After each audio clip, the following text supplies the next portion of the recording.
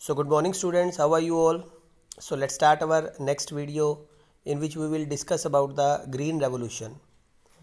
कहते हैं खाद्यान्न संकट की इस हालत में देश पर बाहरी दबाव पड़ने की आशंका बढ़ गई थी। आपको पता है कि हम लोग जो थे अपना जितना कुछ फूड ग्रेन जो थे वो बाहर की कंट्री से मंगवा रहे थे, उसको हम लोग जो है वो अपनी कंट्री में इंपोर्ट कर रहे थे। भारत विदेशी खाद्य सहायता पर निर्भर हो चला था, यानी कि वही बता रहा है। खास करके संयुक्त राज्य अमेरिका ने इसकी एवज में भारत पर अपनी आर्थिक नीतियों को बदलने का जोर दिया। यानी कि अब संयुक्त राज्य अमेरिका जो हमें फूड ग्रेन सप्लाई कर रहा था वो ये चाहता था कि भारत अपनी आर्थिक नीतियों में बदलाव करे। सरकार ने खाद्य सुरक्षा को सुनिश्चित करने के लिए कृषि की एक नई रणनीति अपनाई। जो इलाके अथवा किसान खेती के मामले में पिछड़े हुए थे, शुरू में सरकार ने उनको ज़्यादा सहायता देने की नीति अपनाई थी। इस नीति को छोड़ दिया गया। सरकार ने अब उन इलाकों पर ज़्यादा संसाधन लगाने का फैसला किया जहां सिंचाई सुविधा मौजूद थी, यानी कि ऐसे एरिया जहां इरिगेशन फैसिलिटीज़ बेटर थी, वाटर अवेलेबिलिटी थी और जहां जो थे वो रिसोर्सेज होने की वजह से दूसरे रिसोर्सेज लगाने आसान हो जाए, जहाँ के किसान समृद्ध थे।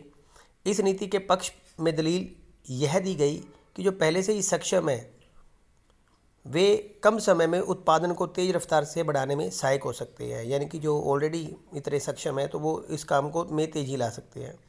सरकार ने उच्च गुणवत्ता के बीज, उर्वरक, कीटनाशक और बेहतर सिंचाई सुविधा बड़े अनुदानित मूल्यों पर मुहैया कराना शुरू कर दिया। यानी कि यहाँ जो थे वो सरकार ने ये सारे मैन्योर, पेस्टिसाइड्स, वीडिसाइड्स या जो गुड क्वालिटी ऑफ सीड्स है या फैसिलिटीज़ ऑफ इरिगेशन है या इरिगेशन से रिलेटेड जो भी इंस्ट्रूमेंट है उनको जो है वो उचित कॉस्ट के ऊपर जो थे वो देना शुरू कर दिया था। सरकार ने इस बात की गारंटी भी दी कि उपज को एक निर्धारित मूल्य पर खरीद लिया जाएगा। यही उस पर घटना की शुरुआत थी जिसे हरित क्रांति कहा जाता है। मतलब यही वो था कि जिसे ग्रीन रेवोल्यूशन कहा गया था। वो सरकार ने कहा था भी जो भी किसान जो है जितनी भी उपज उगाएगा वो सरकार के द्वारा एक निश्चित मूल्य पर खरीद ली जाएगी। इस प्रक्रिया में धनी किसानों और बड़े भू स्वामियों को सबसे ज़्यादा फायदा हुआ। हरित क्रांति से खेती हर पैदावार में सामान्य किस्म का इजाफा हुआ। ज़्यादातर गेहूं की पैदावार बढ़ी और देश में खाद्यान्न की उपलब्धता में बढ़ोतरी हुई। बहरहाल इसे समाज के विभिन्न वर्गों और देश के अलग अलग इलाकों के बीच ध्रुवीकरण तेज हुआ। पंजाब, हरियाणा और पश्चिमी उत्तर प्रदेश जैसे इलाके के लिहाज से समृद्ध हो गए, जबकि बाकी इलाके खेती के मामले में पिछड़ रहे। हरित क्रांति के दो और प्रभाव हुए। पहला असर तो यह हुआ कि गरीब किसानों और भूस्वामियों के बीच अंतर मुखर हो गया, यानी कि अंतर बढ़ गया था।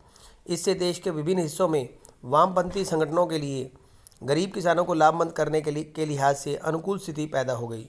यानी कि अब जो गरीब किसान थे, यानी जो आप देख सकते हो कि किस तरह से देश के विभिन्न हिस्सों में वामपंथी संगठनों के लिए गरीब किसानों को लाभमंद करने के लिए लिहाज से अनुकूल स्थिति पैदा हुई। दूसरे, हरित क्रांति के कारण कृषि में मंझले दर्जे के किसानों यानी कि मध्यम श्रेणी के भूस्वामी वाले किसानों का भी उभार हुआ। यानी कि मिडिल क्लास जो मध्यम श्रेणी के भूस्वामी वाले किसान थे वो भी उभर कर सामने आए। इन्हीं बदलावों से फ़ायदा हुआ और देश के अनेक हिस्सों में ये प्रभावशाली बनकर उभरे। तो अगले वीडियो में हम अगले टॉपिक को डिस्कस करते हैं।